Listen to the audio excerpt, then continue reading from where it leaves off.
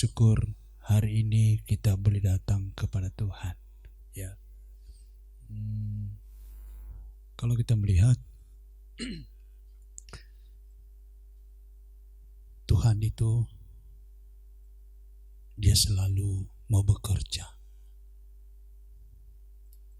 Dia tidak membiarkan anak-anaknya sendirian.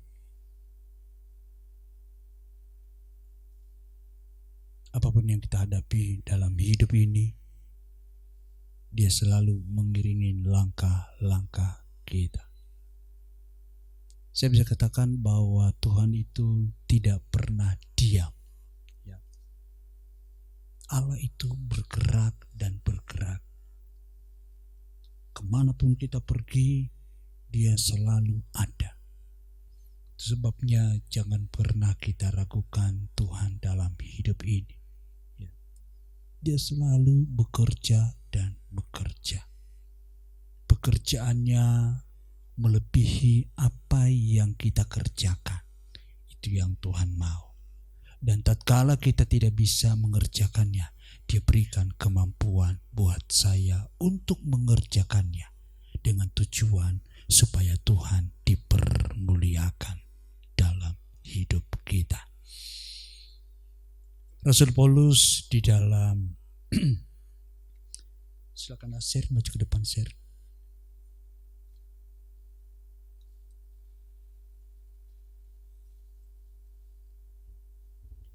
Roma pasal yang ke-8 ayat yang ke-28. Roma 8 ayat yang ke-28.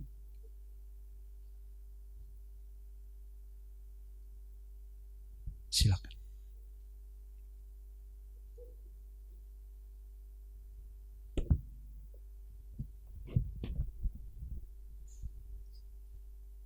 Kita tahu sekarang bahwa Allah turut bekerja dalam segala sesuatu untuk mendatangkan kebaikan bagi mereka yang mengasihi Dia, yaitu bagi mereka yang terpanggil sesuai dengan rencana Allah. Dan kita tahu sekarang nih bicara saat ini. Rasul Paulus kita tahu sekarang bahwa Allah turut bekerja. Kita bangun pagi, mungkin ada rencana kita, Tuhan mau bekerja. Itu sebabnya kalau kita bangun pagi kita mengajak Tuhan, Tuhan tolong kami. Allah turut bekerja dan dalam segala sesuatu untuk mendatangkan kebaikan bagi mereka yang mengasihi Dia.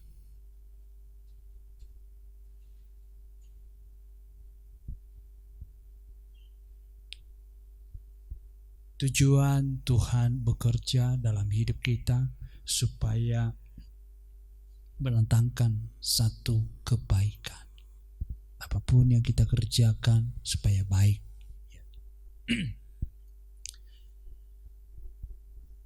Bagi mereka yang mengasihi Dia.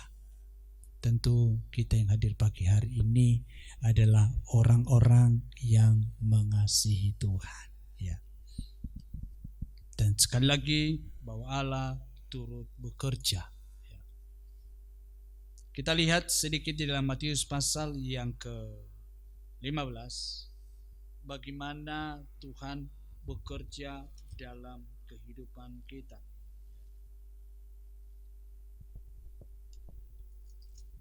Matius 15 ayat yang ke-32 dan 33. Silakan. Lalu Yesus memanggil murid-muridnya dan berkata, "Hatiku tergerak oleh belas kasihan kepada orang banyak itu. Sudah 3 hari mereka mengikuti aku dan mereka tidak mempunyai makanan. Aku tidak mau menyuruh mereka pulang dengan lapar. Nanti mereka pingsan di jalan."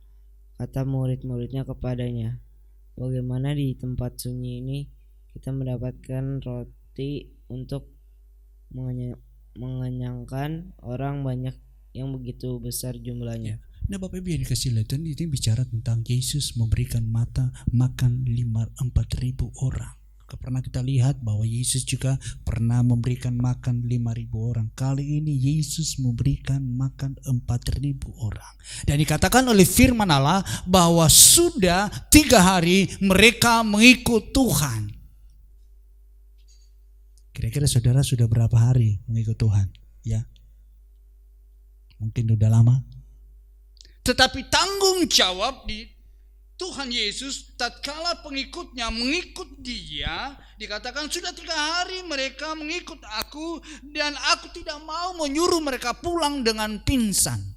Ya, kata orang Jakarta teler, ya, dia nggak mau sampai kita teler. Ya. Allah begitu memperhatikan hidup kita, Allah begitu antusias dengan kehidupan kita, pengiringan kita kepada Tuhan. Itu sebabnya karena sudah 3 hari dikatakan bahwa dia tidak mau kalau kita akan pengikutnya pulang begitu saja. Dan dia berkata, aku akan memberikan makan bagi mereka. Tanggapan murid-muridnya bagaimana? Lihat ayat yang ke-23. Kata murid-muridnya kepadanya, bagaimana di tempat sunyi ini kita mendapatkan roti untuk mengenyangkan orang banyak yang begitu besar jumlahnya, 4.000.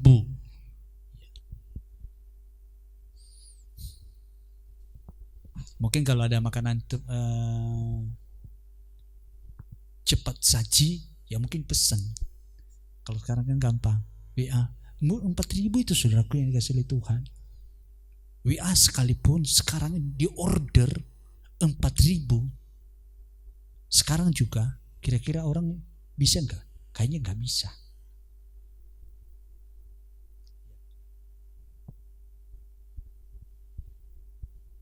Makanya Bapak Ibu yang dikasih oleh Tuhan, sering sekali kita hamba-hamba Tuhan berkata begini, ini mereka dalam keadaan lapar. Melayani Tuhan, hamba-hamba Tuhan, ya, sering kita bergurau, bukan mati kelaparan, tetapi mati kekenyangan karena terlalu banyak berkat. Ya, saya senang dikirimin Bapak Ibu kemarin tuh hamba Tuhan yang dari seberang percaya kepada Tuhan Yesus dan dia melayani. Saya pikir luar biasa Tuhan bekerja. Dan dia berkata bahwa sering dia puasa, sering gak punya makan. Ya, rupanya teman sekerja juga tinggal di Manado. Ya, memang dia guru ngaji, tapi percaya kepada Tuhan. Dan orang bertanya kepada dia, bagaimana Bapak bisa kenal Tuhan?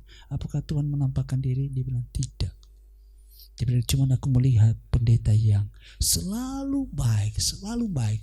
Tatkala dia mabuk narkoba dan tiba ini dia tergeletak, lalu sudah ada di pastor. Dan dia berkata, cuma aku lihat itu pendeta baik dan baik. Sebab kata Rasul Paulus, kita ini suratan yang siap dibaca oleh orang. Nah Bapak Ibu yang dikasih oleh Tuhan Yesus Kristus, ini keadaan mereka dalam keadaan mengikut Yesus 3 hari dan mereka tidak punya apa-apa. Tapi Yesus punya tanggung jawab untuk memberikan makan pengikut-pengikutnya. Mungkin kalau saya murid saat itu, saudaraku yang dikasih oleh Tuhan, saya bilang, bagaimana aku bisa memberikan makan 4.000 orang? Mungkin saja saudaraku yang dikasih oleh Tuhan, kalau kita memberikan makan ke pesta sekalipun, mungkin paling juga 300-an, 1.000-an yang pernah aku lihat. Tapi ini 4.000 orang. Coba bayangkan bisa melayani seperti itu. Dan kita akan lihat saudaraku yang dikasih oleh Tuhan, bagaimana Yesus memberikan makan 4.000 orang. Bahwa di situ kita lihat bahwa Allah turut bekerja. Mengadakan makanan itu saya pikir mustahil.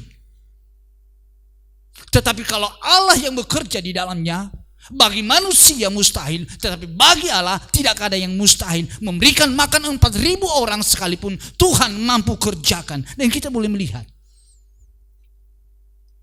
Lihat bahwa kata murid-muridnya kepadanya, bagaimana di tempat sunyi ini kita mendapatkan roti untuk mengenyangkan orang banyak yang begitu besar jumlahnya. Ayat yang ke-34, silakan.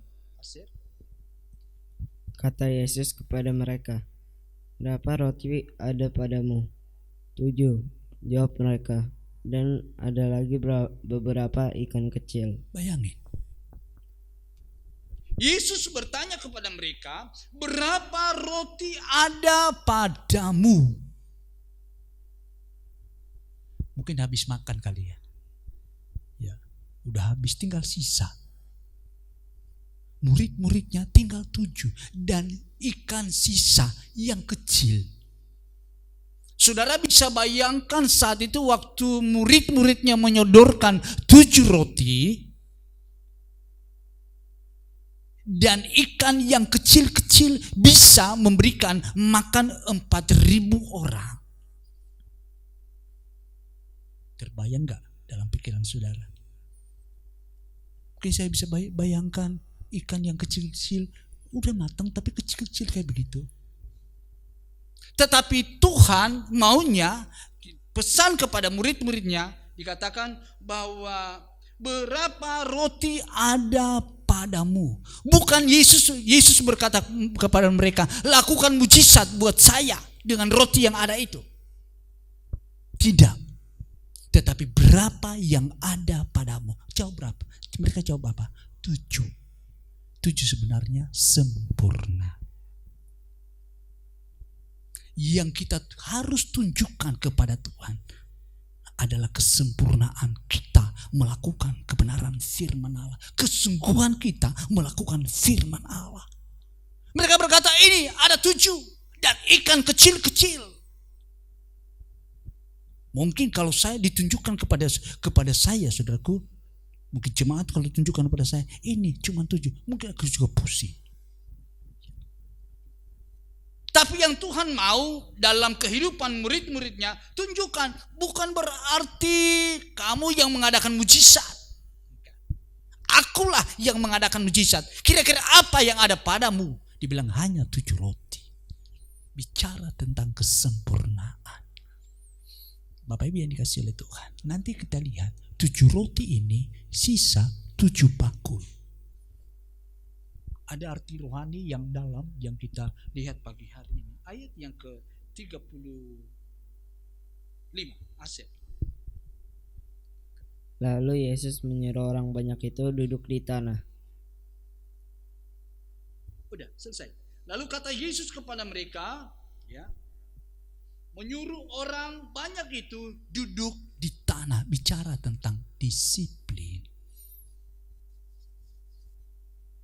Apakah kita kadang-kadang kita merindukan mujizat Tuhan? Kita melihat logistik, waduh sedikit. Kita melihat mujizat. Yesus berkata, suruh mereka duduk, bicara tentang disiplin.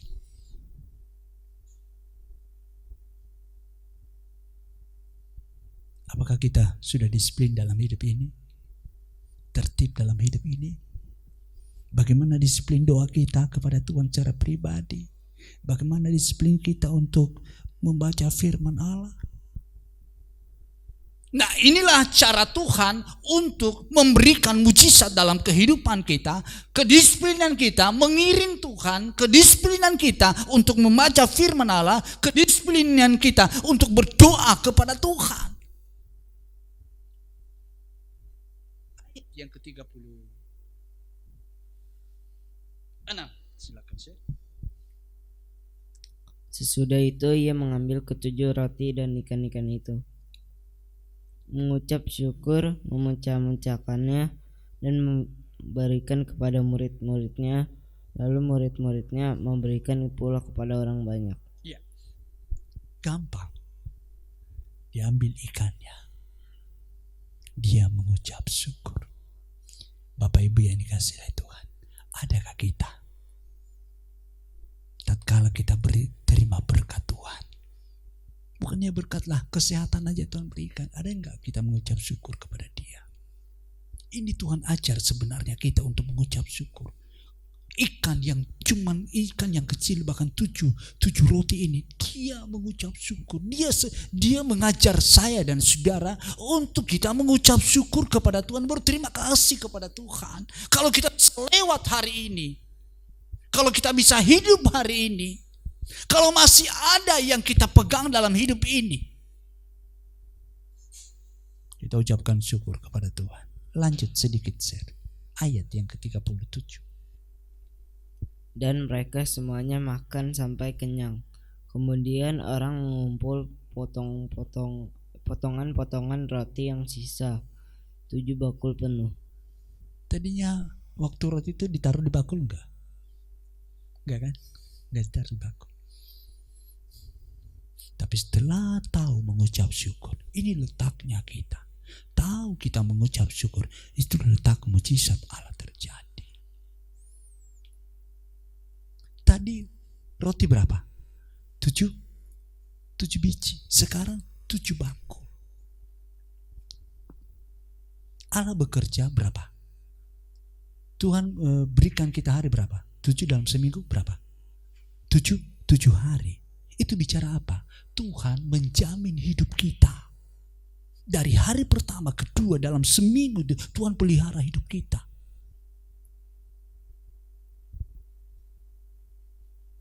Nah, itu sebabnya kita luangkan Tuhan bekerja dalam hidup kita. 7 bakul, lebih dari 7 roti menjadi 7 bakul. Artinya apa? Bahwa Tuhan menjamin kehidupan kita. Dalam 1 minggu sekalipun Tuhan jamin kehidupan kita. 7 bakul Tuhan sediakan.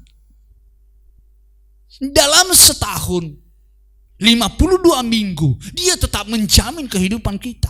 Seumur hidup kita Dia jamin, Dia berikan roti itu buat saya dan saudara. Sempurnalah Allah memberikan sesuatu bagi kita. 7 bakul. Tatkala kita memberikan kesempurnaan kepada Tuhan, tadi Dia berkata, berikanlah berapa yang ada di tanganmu, 7. Kita sebagai anak-anak Tuhan berusaha memberikan dengan sempurna kepada Tuhan, dan Tuhan juga akan memberikan sempurna buat saya dan saudara. Itu kalau kita bilang. Makanya saya katakan Allah turut bekerja dalam kehidupan kita. Bapak Ibu yang dikasih oleh Tuhan.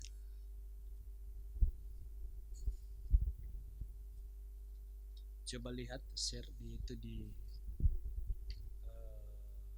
Yohanes pasal yang ketiga. Yohanes pasal yang kedua. Ayat 1 sampai dengan ayat yang ketiga. Bahwa Allah turut bekerja. Silakan.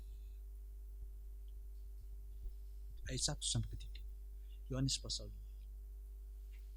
Pada hari ketiga ada perkawinan di Kana yang di Galilea, dan ibu Yesus ada di situ. Yesus dan murid-muridnya diundang juga ke perkawinan itu.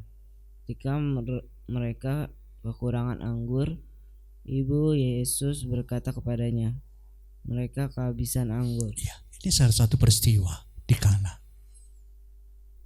Mereka kehabisan anggur. Ya. Dan mereka sudah mengundang Yesus, dan waktu mereka kekurangan anggur, ya, mulai kekurangan anggur, ibu Yesus berkata mereka kehabisan anggur.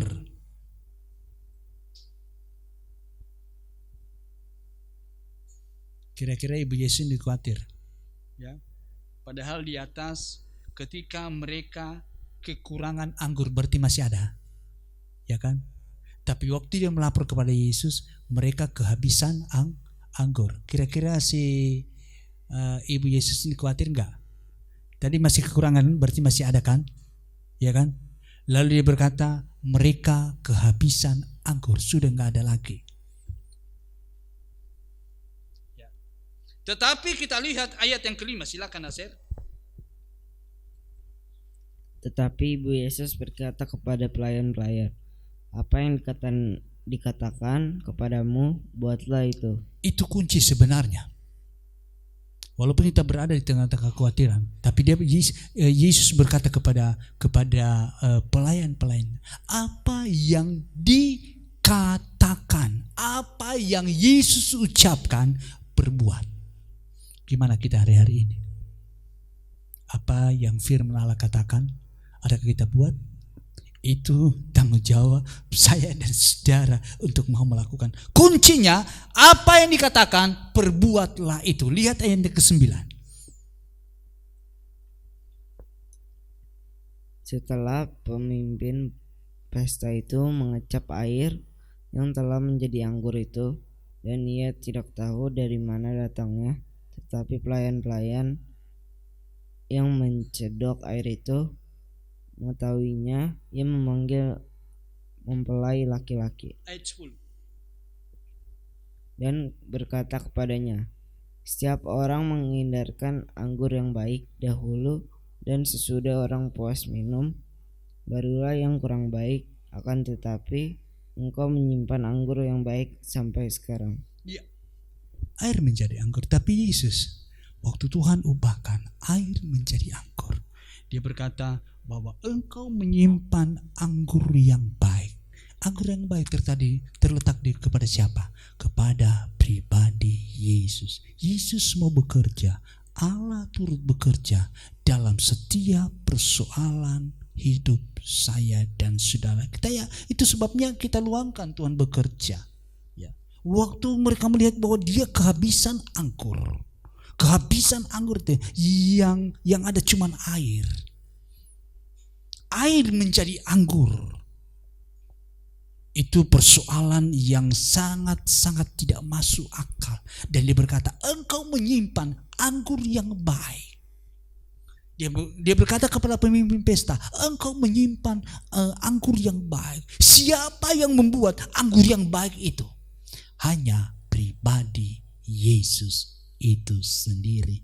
Kita akan menikmati anggur yang baru itu apabila kita luangkan Dia untuk bekerja buat saya dan saudara.